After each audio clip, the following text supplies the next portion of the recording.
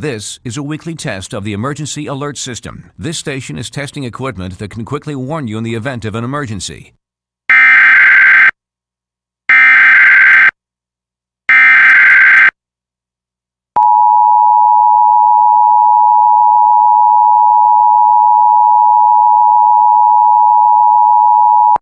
A civil authority has issued required monthly tests for the following counties or areas: Grays Harbor, Pacific, Washington, at 2:50 p.m. on Jan 4th, 2023, effective until 5:50 p.m.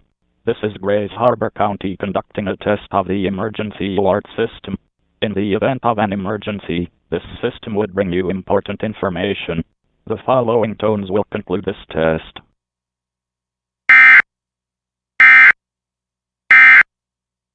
This concludes this test of the Emergency Alert System.